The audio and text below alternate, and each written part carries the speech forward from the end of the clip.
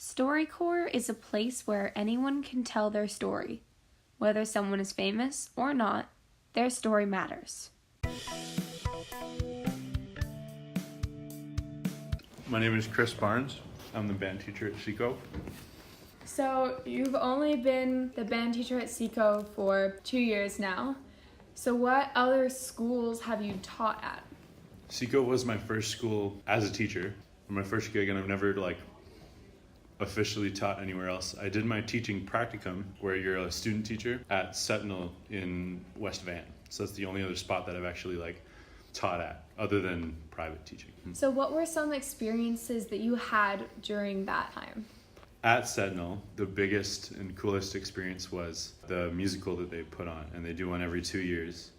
And the year that I was there, I was very lucky. They put on The Wizard of Oz, which was like the real Broadway one, not anything kind of watered down for high school kids, like the real deal big show.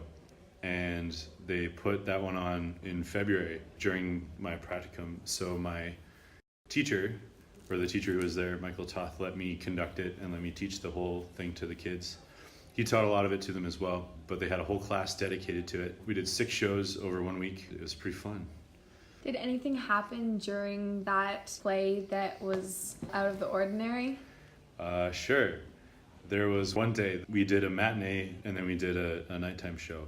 The show's about 2.5 hours, so it's a long haul, especially for high school kids, because the kids would go to class all day and then do the musical at night. And we taught as well. We didn't take that time off. So we'd teach or go to school till 8 to 3. And then go from 4 till usually 9 or 10 at night doing the show. So by the time we got to the Thursday, and they've done a show already in the day, they're so tired. So we get to the night show, and everybody's ready, and all the mics are checked, and we all get ready to start. And I go on, and we play our overture, which is the song at the beginning. And then Dorothy comes walking out, and her microphone doesn't work.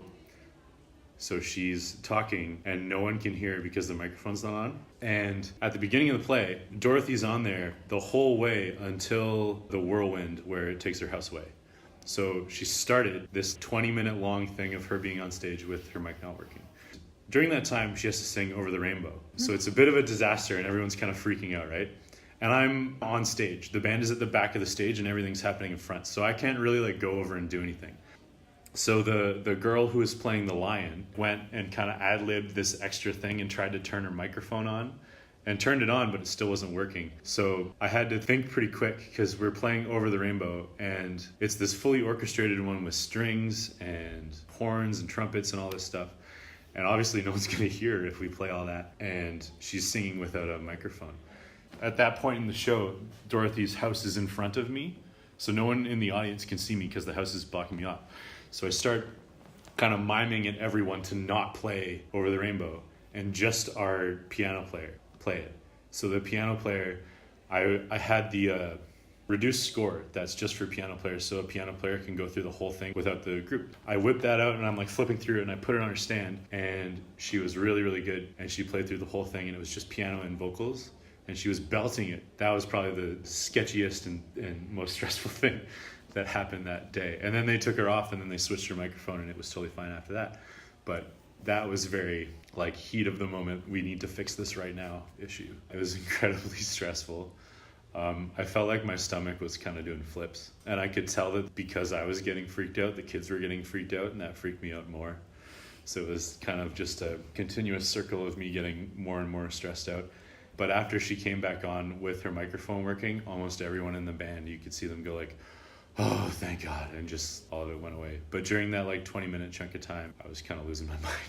Yeah. What kind of feelings did you have when you discovered the way of fixing the problem? You figured out to play the piano. Yeah, I got pretty excited when I thought of that idea. I was still worried that it wouldn't really work. And I think it worked as best as it could have with her microphone being broken. So I was very, very happy that I figured that out. But I was pretty stressed the whole time until her microphone actually came back on. So did you learn a lesson from this experience that you've carried on with you through your teaching years? I've been very careful to check absolutely every piece of electronic equipment before we start anything, especially microphones. So in our last show, we had the main cast, including Dorothy, do the please take your seats and turn off your cell phones with her microphone.